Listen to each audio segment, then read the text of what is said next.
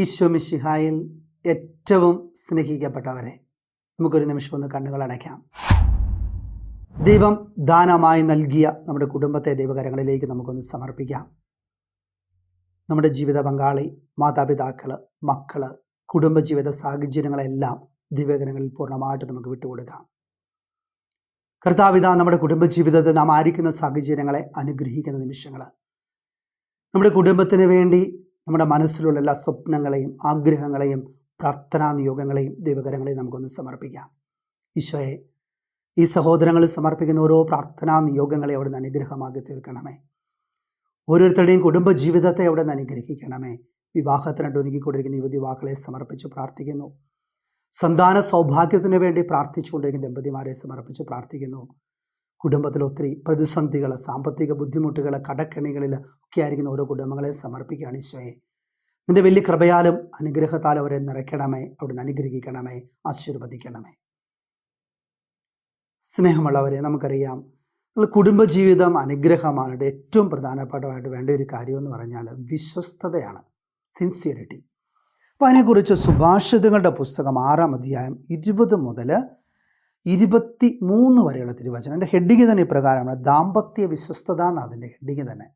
വചന പ്രകാരമാണ്, മകനെ നിൻ്റെ പിതാവിൻ്റെ കൽപ്പന കാത്തുകൊള്ളുക. വചനം പറയുകയാണ്, നമ്മൾ കൊച്ചുകുട്ടിയായിരിക്കും അല്ലെങ്കിൽ മുതിർന്ന സമയത്ത് നമ്മുടെ പിതാക്കന്മാർ പറയുന്ന കാര്യങ്ങൾ അത് ശരിക്കും കേൾക്കുകയും അത് നമ്മുടെ ജീവിതത്തിൽ പ്രാവർത്തികമാക്കുകയും ചെയ്യണമെന്നാണ് പറയുന്നത്. കാരണം എന്താണ്, അത് നീ പ്രാവർത്തികമാക്കുകയും ചെയ്ത് കഴിയുമ്പോൾ നീ ഒരു പുതിയൊരു കുടുംബത്തിലേക്ക് പോകുമ്പോൾ നീ പിതാവാകും. നീ ആയിരിക്കുന്ന ആ സാഹചര്യത്തിൽ നിങ്ങൾ അവരിൽ നിന്ന് ലഭിച്ച ആ നന്മയുടെ ഉപദേശങ്ങളൊക്കെ നീ സ്വീകരിച്ചു കഴിഞ്ഞാൽ നിൻ്റെ ജീവിതത്തിൽ വലിയ അനുഗ്രഹങ്ങൾ വന്നു ചേരുമെന്നാണ് പറയണേ.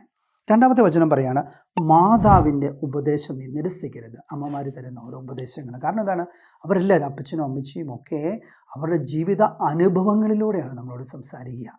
ഇപ്പോൾ നമ്മൾ ദാമ്പത്യ ജീവിതത്തിലേക്ക് പ്രവേശിക്കുന്ന നവ ദമ്പതിമാർ അല്ലെങ്കിൽ യങ് കപ്പിൾസൊക്കെ അവർ നമ്മൾ ജീവിതം ആരംഭിച്ചിട്ടേ ഉള്ളൂ. അവരൊക്കെ ഇതിലൂടെ നടന്നു നീങ്ങി ഒട്ടനവധി അനുഭവങ്ങളിലൂടെ നടന്നു നീങ്ങിയവരാണ്. അപ്പോൾ അവർ പറയുന്ന കാര്യങ്ങളൊക്കെ എപ്പോഴും നമ്മുടെ ഹൃദയത്തിൽ ചേർത്ത് വയ്ക്കാനും അതിനുശേഷം എന്താണ് നമ്മൾ ജീവിതത്തിലേക്ക് വരുമ്പോൾ അത് നമ്മുടെ ജീവിതത്തിലേക്ക് അപ്ലൈ ചെയ്യാനൊക്കെ ആയിട്ട് നമ്മൾ പരിശ്രമിക്കണം. നമുക്കറിയാം, നമ്മൾ പഠിക്കുന്ന കാര്യങ്ങളൊക്കെ ജീവിതത്തിൽ അപ്ലൈ ചെയ്യും അല്ലേ. പഠിക്കുന്ന കാര്യങ്ങൾ, അപ്പോൾ ഒരു കാര്യത്തിൽ നമ്മളിപ്പം സ്പെഷ്യലൈസേഷൻ ചെയ്തു, അതാണ് നമ്മൾ ജോലി സ്ഥലത്ത് നമ്മൾ അപ്ലൈ ചെയ്യുന്നത്. നമ്മളത് അപ്ലൈ ചെയ്തില്ലെങ്കിൽ എന്ത് പറ്റും, നമ്മുടെ ജോലി സ്ഥലത്ത് നമ്മളൊരു പരാജയമാകും, നമ്മളെ അവർ തിരിച്ചയക്കും, നമ്മളെ അവിടെ നിർത്തത്തില്ല. അതുപോലെയാണ് കുടുംബജീവിതവും. കുടുംബജീവിതത്തിൽ നമ്മൾ അനുഭവിക്കുന്ന കാണുന്ന കാര്യങ്ങൾ, നമ്മുടെ മാതാപിതാക്കൾ, അതുകൊണ്ട് ബന്ധപ്പെട്ടവർ നമുക്ക് പറഞ്ഞ കാര്യങ്ങളും എല്ലാം നമ്മുടെ ജീവിതത്തിൽ അപ്ലൈ ചെയ്യുമ്പോഴാണ് അവിടെ വലിയ നന്മയുണ്ടാകുക, അവിടെ അനുഗ്രഹം ഉണ്ടാകുക, സന്തോഷം ഉണ്ടാകുക, സമാധാനം ഉണ്ടാകുക. അതുകൊണ്ട് വിശ്വസ്തതയെ നിലനിർത്താം. അതിനുശേഷം വചനം പറയുകയാണ്, അവയെ നിൻ്റെ ഹൃദയത്തിൽ സദാ ഉറപ്പിച്ചു കൊള്ളുക. വെറുതെ ആയിരിക്കില്ല, അത് നിൻ്റെ ഹൃദയത്തിൽ എപ്പോഴും ഉണ്ടായിരിക്കണം എന്ന് പറഞ്ഞാൽ നമ്മുടെ ജീവിതത്തിൽ കൂട്ടിച്ചേർത്ത് വെക്കേണ്ട കാര്യങ്ങളാണ്. അവൻ നിൻ്റെ കഴുത്തിൽ ധരിക്കുക, അത് നീ ഒരിക്കലും വിട്ടുകളഞ്ഞേക്കല്ല. നടക്കുമ്പോൾ അവൻ നിന്നെ നയിക്കും. അപ്പം നിൻ്റെ ജീവിതത്തിൽ നീ ദാമ്പത്യ ജീവിതമൊക്കെ ആരംഭിച്ച് അതിലൂടെയൊക്കെ നടന്നു പോകുമ്പോൾ ഒത്തിരി പ്രതിസന്ധികളും അസ്വസ്ഥതകളും കടന്നു വരുമ്പോൾ ഈ വാക്കുകൾ എല്ലാം നിന്നെ നയിക്കും. അതിനുശേഷം പറയാണ്, കിടക്കുമ്പോൾ നിന്നെ കാത്തുകൊള്ളും, നീ കിടക്കുന്ന സമയത്ത് നിനക്ക് സംരക്ഷണം തരും, ഉണരുമ്പോൾ നിന്നെ ഉപദേശിക്കും. എന്തെന്നാൽ കൽപ്പന ദീപവും ഉപദേശം പ്രകാശവുമാണ്. നമ്മുടെ സ്നേഹമുള്ളവരെ, വിശ്വസ്തതയാന്ന് അറിയുമ്പോഴാണ് നമ്മുടെ കുടുംബജീവിതം അനുഗ്രഹമായിട്ട് മാറുക.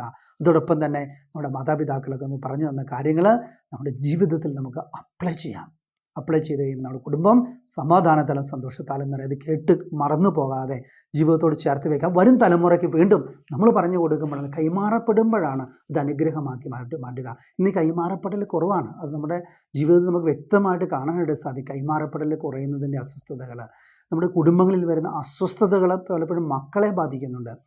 പലപ്പോഴുമൊക്കെ നമ്മൾ സ്കൂളിലൊക്കെ ആയിരിക്കുമ്പോൾ കുട്ടികളിലുള്ള കാണുന്ന ചില പ്രതിഭാസങ്ങളുടെയൊക്കെ കാരണം അവരുടെ കുടുംബജീവിതത്തിൽ കടന്നു പോകുന്ന ചില കോൺഫ്ലിക്റ്റിലൂടെ ആയിരിക്കും അവർ കടന്നു പോകുന്നത്. അത് അവരെ ബാധിക്കും. അപ്പോൾ അങ്ങനെയുള്ള കാര്യങ്ങളൊക്കെ മാറണമെന്നുണ്ടെങ്കിൽ നമ്മുടെ മാതാപിതാക്കളെ പഠിപ്പിച്ച കാര്യങ്ങൾ ജീവിതത്തിൽ ചേർത്ത് വയ്ക്കുകയും അത് വിശ്വസ്തതയാൽ നിറയുകയും ചെയ്ത് കഴിയുമ്പോൾ നമ്മുടെ ജീവിതം അനുഗ്രഹമായിട്ട് മാറും. അതിനായിട്ട് നമുക്ക് പ്രത്യേകമായിട്ട് പ്രാർത്ഥിക്കാം. അതിനായിട്ട് കുടുംബജീവിതം നയിക്കുന്ന എല്ലാവരെയും ദൈവം അനുഗ്രഹിക്കട്ടെ എന്ന് പ്രാർത്ഥിക്കും. നമുക്ക് പ്രാർത്ഥിക്കാം. കർത്താവായ ഈശോയെ, പ്രത്യേകമാം വിധം ഞങ്ങളെ തന്നെ ഞങ്ങളുടെ കരങ്ങളിലേക്ക് സമർപ്പിക്കുന്നു.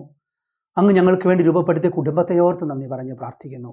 ഞങ്ങളുടെ ജീവിത പങ്കാളി, മാതാപിതാക്കൾ, മക്കൾ, ഞങ്ങളുടെ കുടുംബ സാഹചര്യങ്ങളെ സമർപ്പിക്കുന്നു. നാഥ, ഞങ്ങളുടെ ദാമ്പത്യത്തിൻ്റെ ശക്തിയാൽ ഞങ്ങളുടെ കുടുംബത്തെ അവിടെ നിന്ന് അനുഗ്രഹിക്കണമേ, ഇപ്പോഴും എപ്പോഴും എന്നേക്കും. ആമേൻ. Press the bell icon on the YouTube app and never miss another update.